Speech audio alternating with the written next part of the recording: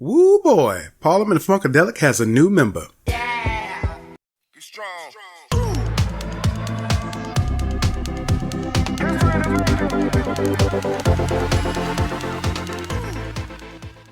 Welcome again to 5 on the Backhand Side. This week we break down episode 7 of Lovecraft Country titled I Am. Warning, there will be spoilers. Thanks for clicking on this video and be sure to hit the like and subscribe button. With that out of the way, let's get to the breakdown. We start with Hippolyta in her bedroom, trying to get the Ori to work before we jump back to events that took place 3 days prior. Hippolyta and Dee made it to Artem, where Hippolyta found a clue to the mystery of George's death, a symbol on a burnt piece of wood that is also on the Ori. Back in the present, she has knocked the device on the floor and can see how it can be used. She manages to get it working, and a key with an inscription and coordinates are inside. Ruby and Christina talk. She has been using William and Dog Lady Dale's blood to make potions. Ruby asks her to tell her everything. Letty is having the same dream, escaping from the burning lodge as Tick, but with a few differences. She is pregnant, Hannah does not speak, and she has the Book of Names. Montrose and Sammy are enjoying breakfast before he starts tripping, causing an unnecessary argument. I like my grits firm, you know this. As Sammy leaves, Tick and Letty are in the hallway, and his secret is revealed. Tick does not respond well to this revelation and hurls a gay slur at his father/uncle. Montrose told Letty that Tick has a cousin in St. Louis. They plan to take Woody and go on another road trip. Tick asks Hippolyta to borrow Woody, and she tells him she's going to do guide work and leaves Dee with Ruby. Letty decides to stay and talk to Ruby, so Tick goes by himself. Letty and Ruby discuss their issues and make up. While Hippolyta is driving, we get a cameo from none other than the legendary Bessie Springfield, the motorcycle queen of Miami and first black woman to ride solo across the US. In St. Louis, Tick gets info from Miss Beatrice Osberta, who knew his cousin Ethel.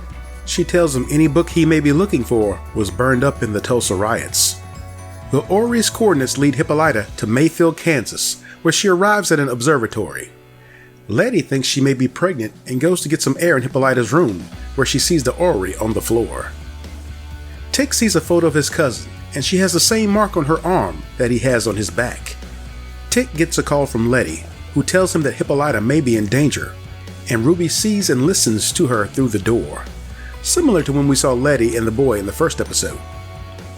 Hippolyta gets the device working as cops enter the room.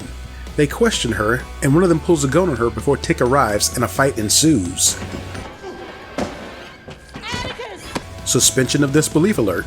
This has become another one of Lovecraft Country's most ridiculous moments. Is anyone going to explain how Tick made it all the way from St. Louis to out in the middle of nowhere, Kansas, without any transportation to arrive just in time to help Hippolyta? I don't think so. As the device activates, a portal opens. One cop is thrown inside by Tick, and the other is shot by Hippolyta. Hippolyta and Tick are pulled inside the portal. Hippolyta arrives on a planet with a large metal object in the distance. Two robots approach her, and she is transported to a white room. She notices implants in her wrists. It's here where she meets a godlike mechanical figure who represents as a black woman. The figure tells her that she is not in a prison, and she can name who and where she wants to be. Name yourself. Hippolyta says she wants to dance on stage with Josephine Baker, and instantly finds herself there in Paris. Hippolyta is having the time of her life, experiencing all sorts of freedom she has been denied. She soon finds herself living a more carefree lifestyle, smoking, dancing freely, and experimenting with her sexuality.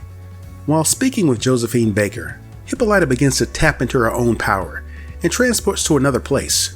She becomes the leader of warriors slaying a Confederate army. She has now lived up to her name as a bona fide queen. She next names herself George's wife and goes back to the moment where the viewers first saw her and George together. Except this time it's on another planet Earth. She's in the bed explaining to him the many worlds theory and how he made her feel small. He apologizes for causing her pain and says that he sees her now. She turns to him and says she is a discoverer before they join hands and go off to an otherworldly place. She looks like Orithia Blue from Dee's comic book. She goes back to the being, and it tells her she can be fully integrated into their society and no longer needs the devices on her wrists. She decides to go back to her real life and daughter who needs her. But Dee, she needs me. Tick comes out of the portal with a Lovecraft Country book written by George Freeman. He shuts down the machine, takes Hippolyta's book and the key. Sirens in the distance means the cops are coming. He runs out but does not notice Dee's comic book under the body of the dead cop. What another great episode of Lovecraft Country. This one was directed by Charlotte Sealing and written by Misha Green and Shannon Houston. We finally got to see the performance from Miss Ingenue Ellis. I did mention that in the very first breakdown of Season 1, Episode 1, that I wanted to see her perform, and she knocked it out of the park with this episode. A few things to mention. If you put the Ori coordinates into Google Maps, it will land you somewhere in rural Kansas. About a 5 or so hour drive from Tulsa, so I guess we're not in Oz anymore. As for the inscription itself, it's from a quotation from German philosopher Immanuel Kant. The following line, which you may find relevant, reads, "Space and time, however, exist in the world of sense only." Now, a lot of people think that Ruby and Christina are going to continue their relationship. I'm not sure how that's going to work out, but we shall see. Some theory that's going around on the internet is that Samuel Braithwaite is Letty's biological father. This would make Letty also part of the cursed bloodline and maybe the reason she's dreaming this stuff. Well, or that she's pregnant and with Tick's baby, which may be causing it as well. Next week is shaping up to be Jada Harris's breakout episode. She plays the character of Dee, so I'm looking forward to that. Thanks again for watching, and be sure to hit the like and subscribe button on your way out. And always, keep it copacetic.